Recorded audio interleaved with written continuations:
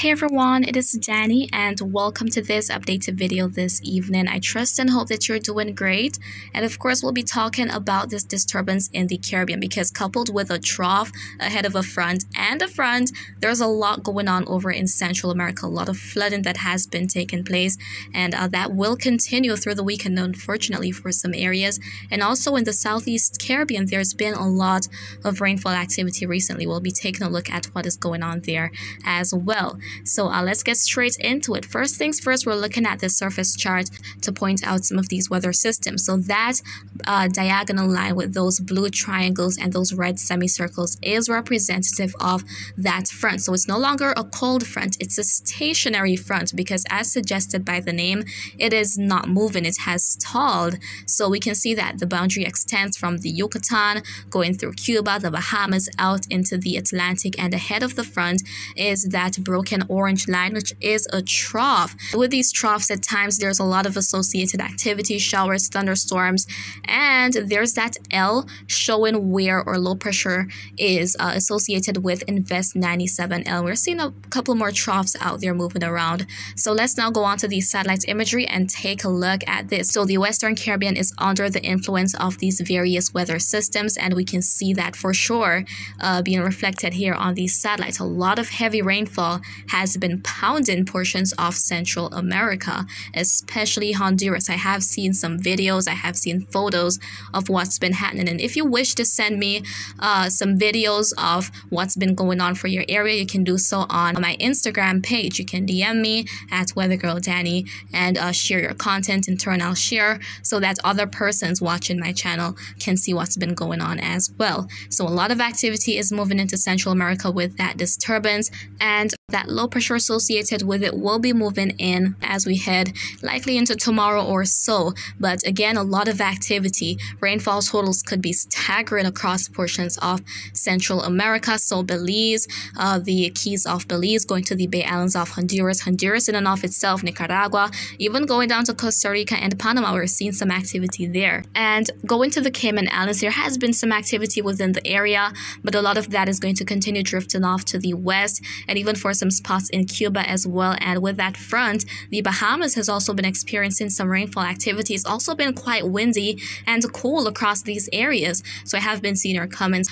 Those are the conditions taking place there. For some spots in Jamaica earlier, there was some rainfall activity or even some overcast weather. But for many of us, there hasn't been anything too crazy. It's been windy as well for portions of the island. Similar story as we head toward Hispaniola. A couple of thunderstorms earlier in Puerto Rico. Not much going on for the Virgin Islands and the Leeward Islands, maybe some passing showers here and there. But then as we head down toward the Windward Islands, Trinidad and Tobago, and even to the ABC Islands, a bit of activity within the area, but our main focus area is down there near the Windward Islands.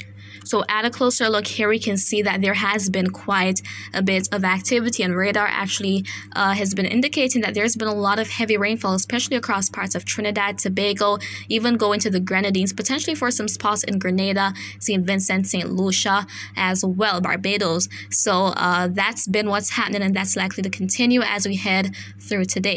With all this rainfall activity accumulating, that can actually trigger flooding because that soil gets so saturated and is unable to retain any more water that's trying to infiltrate. So it piles upon the surface and it inundates streets, homes. Please stay safe, guys, amid the rainfall activity that's been taking place.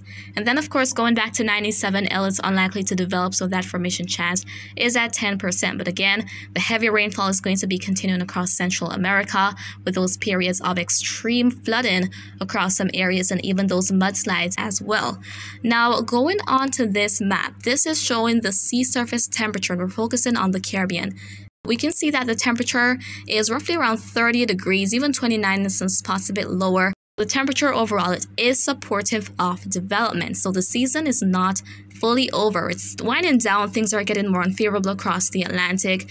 And with the three most recent disturbances, including Invest 97L, we've seen them fail to develop into tropical cyclones. So it's getting a bit more unfavorable. However, that does not mean we will see nothing more for the end of the season. Maybe that will be the case. However, there is pretty good indication that we may see something else try to form in the Caribbean as we head toward the middle part of the month. And so let's go on to that. I'll show you guys what a couple of models are expecting as we head into that time frame. So this is the euro up first, and where we see those greens, those shades of greens, they indicate all that moisture, that precipitation rate. And this is as we head out to Monday, the 13th of November. So there we can see euro showing a rainfall increase across the Southwest Caribbean.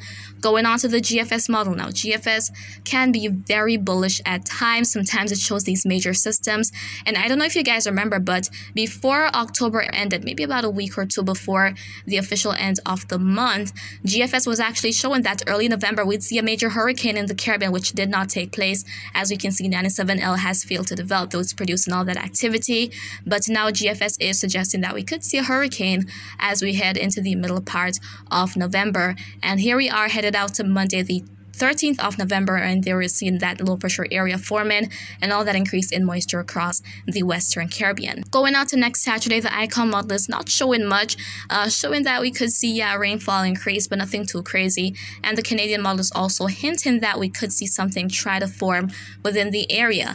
And why I'm mentioning this is because, for one, I showed you guys how very warm it is out there. That's still supportive of development, and other conditions, especially as it relates to that shear, will determine whether or not we actually see development. But also earlier this week, I showed you guys that the Climate Prediction Center has updated their map, and even going out to the next 2 weeks, going toward the week of the 8th to the 14th and the 15th to the 21st, we're seeing the Caribbean being highlighted still for a potential of development and rainfall increase, especially the northern islands of the Caribbean. So within this time frame, as we head to the 8th to the 14th of the month, we'll definitely have to keep our eyes on the region. Also seeing that there could be some below average rainfall activity for southeastern islands of the Caribbean and portions of northern South America. And then again, going toward the latter part of the month, we're still seeing some areas being highlighted. So we'll have to keep our eyes on the tropics. And of course, I'm here to keep you guys posted as per usual. And it is not over until it is over. So that is what I wanted to share with you in this update. Models are sniffing at something else, maybe trying to form. Maybe it will fail, but regardless, even if it does fail, look at 97L, for example.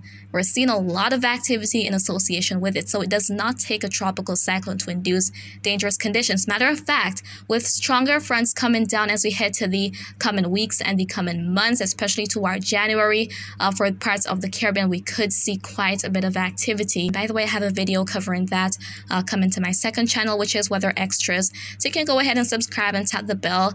But regardless, I'll let you know when that video is up. Should be by sometime next week, hopefully early next week. So that is pretty much it for now, guys. Again, if you're being impacted by any periods of heavy rain, please do not take any unnecessary risks and stay safe. And of course, if you have any questions, please do leave them in the comments. I'll respond to you guys once I get the chance to do so. And remember to always be weatherwise.